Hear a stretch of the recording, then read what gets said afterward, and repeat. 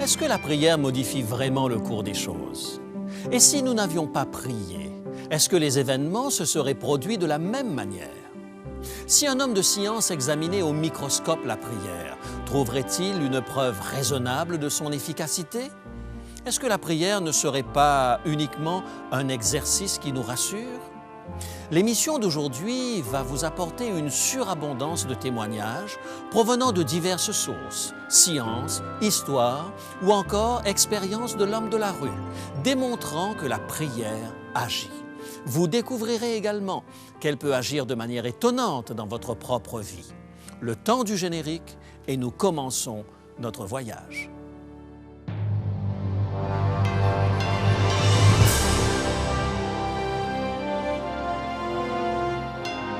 Elle a résisté à l'épreuve du temps.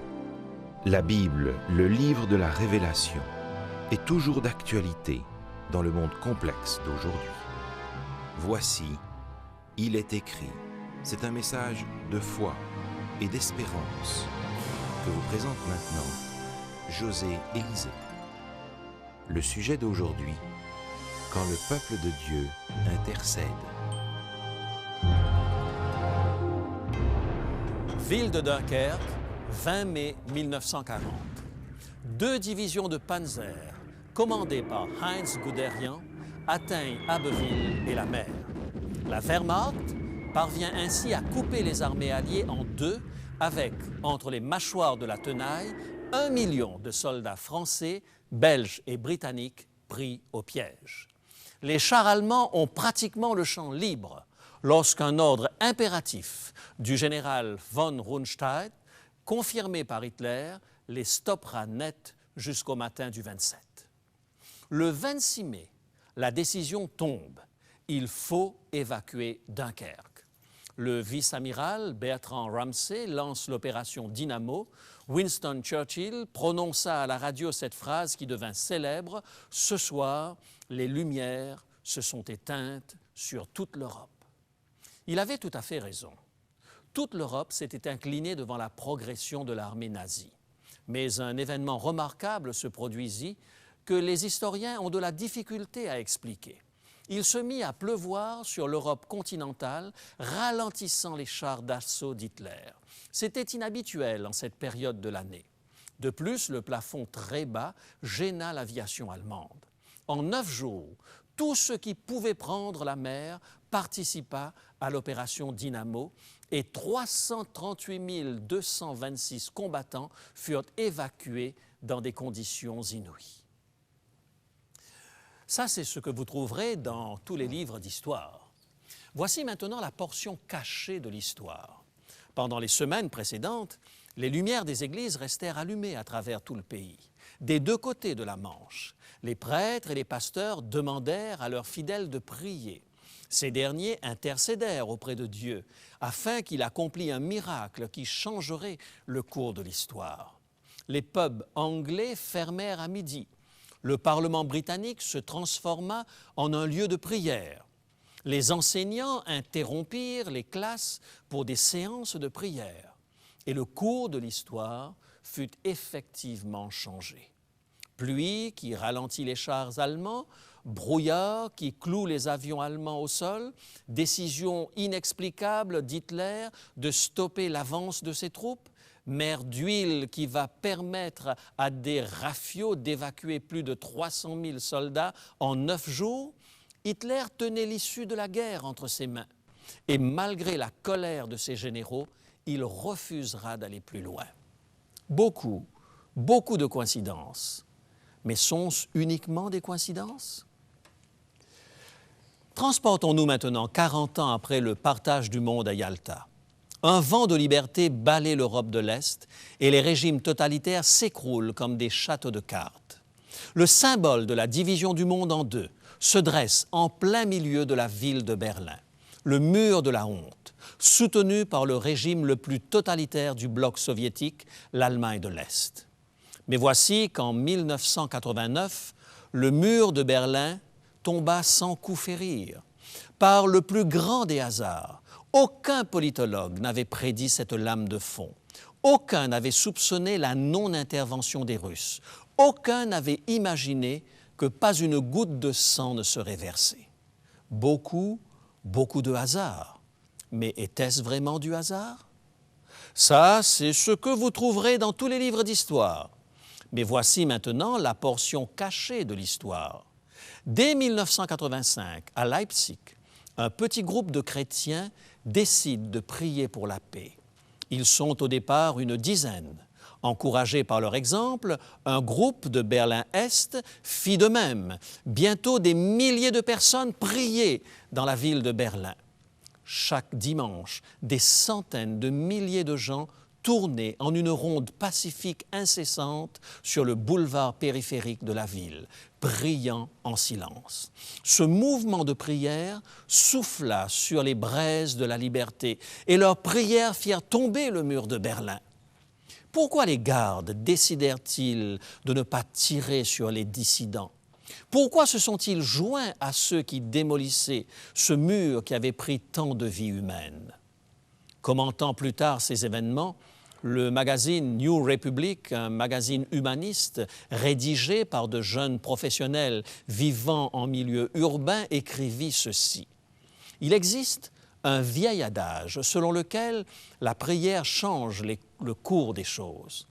On ne peut en prouver la véracité, mais nous savons que prier modifia l'histoire de l'Europe moderne. » Arrêtons-nous sur la prière d'intercession. Elle est biblique. Nous pouvons ne pas tout savoir sur la prière d'intercession et comment elle opère, mais le fait que nous ne comprenions pas complètement un phénomène ne signifie pas qu'il n'existe pas.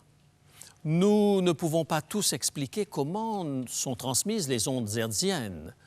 Que vous sachiez l'expliquer ou pas, vous continuez quand même à appuyer sur les boutons de votre télécommande et à regarder l'écran de votre téléviseur. Vous pouvez ne pas tout comprendre, comment fonctionne l'électricité, mais cela ne vous empêchera pas d'utiliser votre four à micro-ondes, ni d'allumer vos lumières. Même lorsque vous ne comprenez pas complètement le fonctionnement technique d'un appareil, vous pouvez quand même en expérimenter les avantages.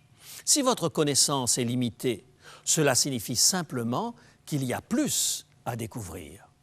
Les héros de la foi croyaient en la prière d'intercession. Dans Éphésiens chapitre 1er, les versets 15 et 16, l'apôtre Paul nous en parle en ces termes. Éphésiens chapitre 1er, les versets 15 et 16. « C'est pourquoi moi aussi, ayant entendu parler de votre foi au Seigneur Jésus et de votre charité pour tous les saints, je ne cesse de rendre grâce pour vous, faisant mention de vous dans mes prières. » Lors de son emprisonnement à Rome, Paul s'est remémoré son séjour d'1 an et demi à Éphèse. Il s'est souvenu des gens qu'il connaissait personnellement. Loin d'eux, il priait pour eux. « Seigneur, souviens-toi de mes amis à Éphèse. Touche leur vie, Seigneur. Accorde à mes amis à Éphèse courage et espoir. Élève leur âme. Inspire leur cœur. » Paul croyait en la prière d'intercession. Le gouvernement romain pouvait lui mettre des fers aux pieds, mais il ne pouvait enchaîner son âme.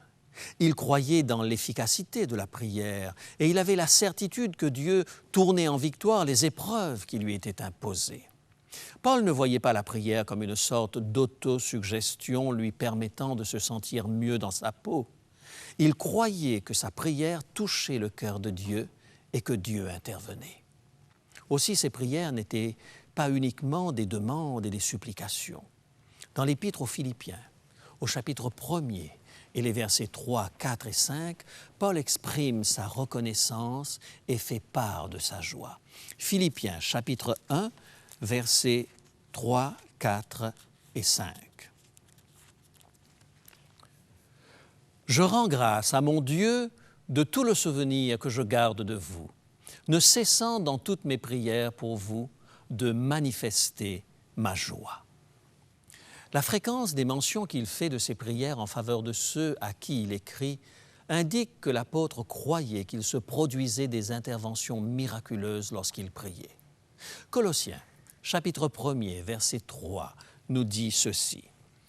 Colossiens, chapitre 1er, verset 3. Nous rendons grâce à Dieu, le Père de notre Seigneur Jésus-Christ, et nous ne cessons de prier pour vous. Quel était le sujet de ces prières? Paul le dit en toute simplicité dans Colossiens chapitre 1er et le verset 9. Colossiens 1, verset 9. C'est pour cela que nous aussi, depuis le jour où nous en avons été informés, nous ne cessons de prier Dieu pour vous et de demander que vous soyez remplis de la connaissance de sa volonté en toute sagesse et intelligence spirituelle. Paul donne la raison de ses prières. Je prie, j'intercède afin que vous connaissiez la volonté de Dieu. Je prie afin que vous preniez les bonnes décisions dans votre vie. Je prie afin que vous ayez de la sagesse en abondance. Je prie afin que vous croissiez dans la grâce. Je prie afin que votre cœur s'attendrisse au contact de l'Évangile. Je prie afin que l'Esprit de Dieu érige autour de vous une barrière protectrice. N'est-ce pas encourageant d'avoir un ami qui se soucie de vous et qui prie pour vous? C'est merveilleux d'avoir un époux, une épouse qui parle de vous à Dieu. C'est réconfortant d'avoir un fils ou une fille qui prie pour ses parents. Et cette prière-là, elle change le cours des événements. Mais alors, direz-vous, Dieu ne fait-il pas tout ce qui est possible pour bénir notre famille ou la nation, que nous prions ou pas? Est-ce que Dieu est si dépendant de nos prières? Il faut se souvenir que dans la grande controverse qui oppose le bien et le mal, dans le combat sans merci qui oppose le Christ à Satan, Dieu se limite volontairement. Il respecte notre liberté et notre choix. Il est de sa nature de ne pas nous imposer sa volonté. Ce conflit millénaire a pour objectif de permettre à l'univers tout entier de constater que le péché n'engendre que destruction, afin que le choix de chacun soit éclairé. Dieu, le Tout-Puissant, dans le grand conflit entre le bien et le mal, fonctionne sur la base de l'amour, et l'amour ne se force pas. Que je prie ou non, que les autres prient ou non pour moi, par définition, Dieu désire que chacun soit un jour dans son royaume. Mais il n'est pas maître de cette planète qui a choisi un projet différent du sien. Dans le respect infini que Dieu a de chacun, il ne peut qu'attendre que nous manifestions individuellement notre désir d'échapper à l'emprise de Satan. Et c'est là que la prière prend tout son sens, car j'ouvre par la prière de nouveaux canaux par lesquels Dieu peut agir. La prière d'intercession est puissante. La première épître de Jean, au chapitre 5, nous révèle pourquoi la prière d'intercession est efficace. Lisons dans la première épître de Jean, au chapitre 5, les versets 14 à 16. 1 Jean, chapitre 5, versets 14 à 16. Nous avons auprès de lui cette assurance. Notre confiance ne repose pas sur nos prières ni sur notre foi, mais en lui. Et le texte continue, que si nous demandons quelque chose selon sa volonté, il nous écoute. Le verset 16 nous dit ce qui se produit lorsque nous intercédons pour l'autre. Verset 16, « Si quelqu'un voit son frère commettre un péché qui ne mène point à la mort. » Le péché qui mène à la mort, expliquait Jésus, est le péché contre l'esprit, c'est-à-dire le refus de laisser le Saint-Esprit entrer en nous. C'est l'endurcissement systématique du cœur face aux appels de l'Esprit Saint. Donc, si quelqu'un ne refuse pas l'action de l'Esprit en lui, nous sommes invités à intercéder pour lui. Qu'il prie et Dieu donnera la vie à ce frère. Qui est celui qui fait la demande? L'intercesseur.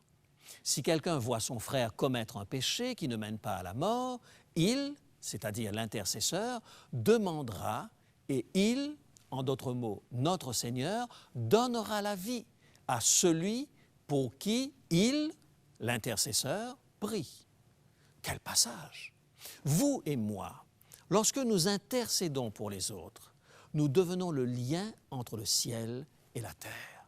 Nous devenons le canal par lequel Dieu déverse ses bénédictions. Est-ce que la prière d'intercession a un effet sur la vie de ceux qui sont malades? Pour l'avoir expérimenté des dizaines de fois, je peux clamer sans la moindre hésitation « oui ». Je l'ai constaté de visu et j'ai un peu partout dans le monde des amis condamnés par la médecine et qui ont été guéris par la prière. Pour être équitable, je dois aussi dire que d'autres pour qui nous avons intercédé se sont endormis paisiblement dans le sommeil de la mort. La prière n'est pas un acte magique par lequel je mets Dieu à mon service. La prière est l'expression d'un projet commun entre Dieu et nous par lequel nous disons que nous voulons voir son projet réussir. Et nous remettons ensuite celui pour qui nous avons prié entre les mains de Dieu, qui dans sa sagesse et sa clairvoyance infinie fait tout ce qui est possible dans un monde déséquilibré par le péché pour réparer les dégâts de l'ennemi. Plus de 200 études sur les liens entre religion et guérison concluent que la prière a une action décisive dans le processus de guérison. Le docteur Randolph Beard, un réputé cardiologue de San Francisco, a fait une étude portant sur 393 patients qui venaient de subir un pontage coronarien. Il les divisa de manière aléatoire en deux groupes. Un groupe pour lequel on priait et un groupe pour lequel on ne priait pas. Aucun des deux groupes ne savait qu'on priait ou non pour lui. Cette étude fut menée en double aveugle pour éviter que l'esprit n'influence le corps au cas où les patients sauraient que l'on priait ou non pour eux. Le docteur Beard confia ensuite à des groupes de chrétiens engagés les noms des personnes du groupe pour lequel on priait. Le groupe pour lequel on priait eut besoin de moins de médicaments. Il connut moins de complications lors de la convalescence et il guérit plus rapidement. Le groupe pour lequel on ne priait pas nécessita plus de visites du médecin, il connut davantage de complications pendant la convalescence et eut besoin de plus d'antibiotiques. La prière agit, même lorsque la personne pour qui nous prions ne le sait pas. Quand nous cherchons la face de Dieu en intercédant pour les autres, les anges du ciel apportent lumière, vérité, guérison et protection. Dans la bataille entre le bien et le mal, la prière est une arme spirituelle redoutable dans les mains des croyants. Dans la bataille entre le bien et le mal, nous avons besoin d'une énergie supérieure à la force humaine, car nous ne pouvons rivaliser avec les pouvoirs du malin. Seule la prière d'intercession peut nous faire remporter les combats spirituels. L'apôtre Paul le savait bien, lui qui menait un combat constant contre les puissances du mal. La prière était son arme de prédilection dans ce combat spirituel. C'est du moins la conclusion à laquelle il arrive dans son épître aux Éphésiens, chapitre 6, les versets 10 à 12. Éphésiens, chapitre 6, les versets 10 à 12. Au reste, fortifiez-vous dans le Seigneur et par sa force toute puissante, revêtez-vous de toutes les armes de Dieu afin de pouvoir tenir ferme contre les ruses du diable. Car nous n'avons pas à lutter contre la chair et le sang, mais contre les dominations, contre les autorités, contre les princes de ce monde de ténèbres, contre les esprits méchants dans les lieux célestes. Je ne sais pas comment atteindre ce que j'aime, mais Dieu le sait. Dans l'intercession, je lui fais confiance, car je sais qu'il accomplira son dessein dans ma vie et dans la vie de ceux pour qui je prie. Je mets ma totale confiance en Jésus et j'ai l'assurance que je ne serai jamais déçu. Jésus m'entend lorsque par la prière je vais à lui sans crainte et sans effroi. Il veut toujours plaider devant son Père pour un pécheur repentant tel que moi. Et si parfois le ciel paraît d'erreur, je sais que mon Sauveur divin autant voulu me répondra, me répondra.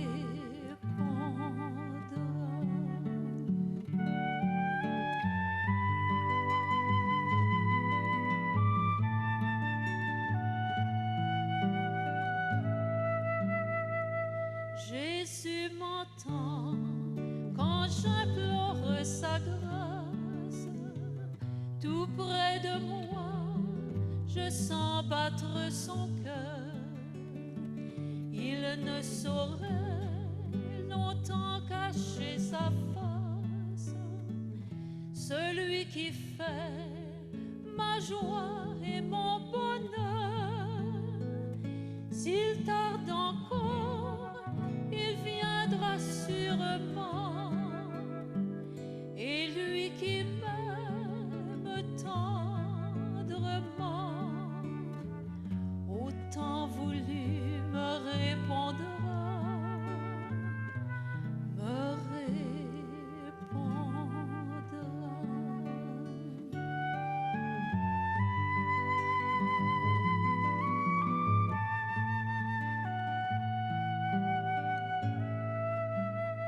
Jésus m'entend, oui j'en ai l'assurance.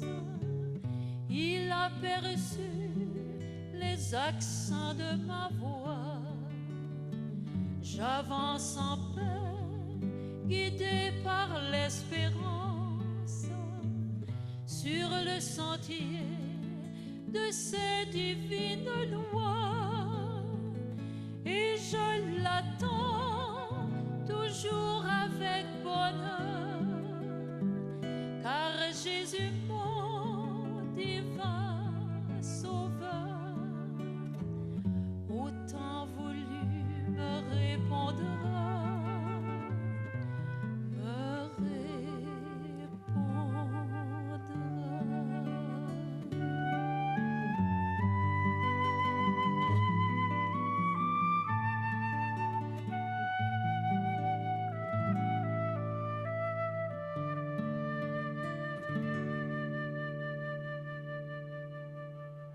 Prions ensemble.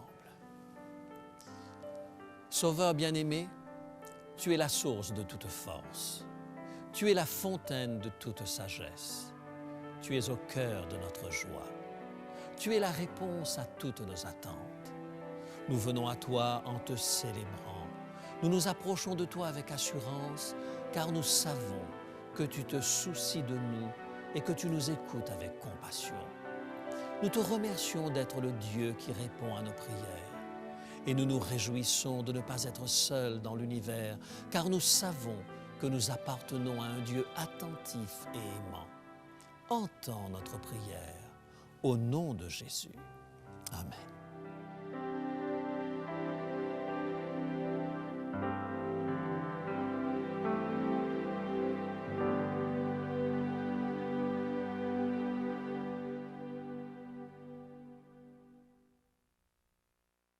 Alors Jean-Guy, qu'est-ce qui te préoccupe aujourd'hui? Ben, José, j'ai un cellulaire, puis il ne fonctionne pas. Je ne reçois jamais d'appel. Il y a peut-être un problème. As-tu d'abord essayé de l'allumer? José, il est allumé, mais bon, je vais l'essayer. Attends un peu. Ça ne fonctionne pas plus. Je comprends. Laisse-moi voir un peu ici. Ah, mais tu vois, tu n'as pas de batterie dedans. Mais dis-moi, Jean-Guy, si tu es venu avec ce cellulaire, c'est que tu avais une idée derrière la tête. Alors, quelle est la leçon spirituelle que tu veux nous partager avec nous aujourd'hui? Certainement. Tu sais, José, le Seigneur nous a donné la prière comme le canal de la communication par lequel on peut atteindre Dieu. Et souvent, on laisse notre canal fermé, nous. On ne peut pas recevoir aucun message. Nos batteries sont à terre. On attend bien souvent à la dernière minute. Et comme je dis souvent, on a deux choix dans la vie, crier ou prier. Il y a seulement qu'une lettre de différence, mais pour moi, ça fait toute la différence. C'est certain. Et c'est vrai que la prière, c'est vraiment la communication avec Dieu. Et la prière ne devrait pas être quelque chose de coupé, de détaché de notre vie, mais une conversation permanente, comme à son meilleur ami. D'ailleurs, le livre que Rémi va nous présenter aujourd'hui est absolument extraordinaire à ce sujet. C'est un livre qui nous parle des réponses à la prière. Je crois qu'on peut lui laisser tout de suite la parole. À toi, Rémi, pour nous présenter ce livre. Bonjour à tous. Si vous êtes comme moi, vous aimez les histoires vraies, les histoires vécues. Eh bien justement, le livre que je vous propose aujourd'hui, au nom de l'équipe d'Il est écrit, est un recueil d'histoires véridiques. Écrit par Roger Morneau, ce livre s'intitule « Réponse extraordinaire à la prière ». En parcourant ces pages, vous découvrirez la puissance de Dieu à l'œuvre dans la vie d'un homme qui avait décidé de se consacrer entièrement à un ministère de prière. Je suis absolument certain que ce livre va vous énergiser, vous donner le désir de pratiquer la prière et de parler à Dieu, de lui présenter à la fois vos difficultés, vos joies, vos amis, vos projets. Lisez ce livre, ça en vaut vraiment la peine. Alors, comment l'obtenir? C'est très simple. Écrivez-nous, téléphonez-nous. Pour seulement 20 $, frais de port inclus, ce livre vous est envoyé et vous pouvez le consulter tout à loisir. Alors, n'hésitez pas, écrivez-nous, téléphonez-nous pour demander votre exemplaire de Réponse extraordinaire à la prière, un livre écrit par Roger Morneau. Je vous souhaite bonne lecture et je vous dis à bientôt pour une prochaine émission Il est écrit. Pour demander l'offre du jour, composez maintenant le 514-729-3515 pour la région de Montréal ou utilisez notre ligne sans frais 1-866-729-3515 si vous êtes de l'extérieur de Montréal. Il est possible que toutes nos lignes soient occupées au moment de votre appel. Dans ce cas, composez à nouveau. Mentionnez clairement le titre de l'offre demandée et parlez lentement afin que nous puissions bien noter vos noms, adresses et numéros de téléphone. Je vous rappelle que vous pouvez vous procurer pour une somme modique les DVD, cassettes vidéo et audio de nos émissions. Vous pouvez aussi nous écrire à l'adresse qui apparaît sur votre écran. Il est écrit Case postale 99, succursale Rosemont, Montréal, Québec, H1X 3B6. Nous vous invitons également à consulter notre site web au www.iletécrit.tv.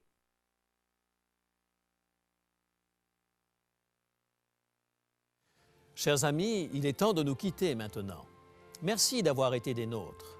Je vous donne rendez-vous à la semaine prochaine. D'ici là, souvenez-vous, il est écrit « L'homme ne vivra pas de pain seulement, mais de toute parole qui sort de la bouche de Dieu ».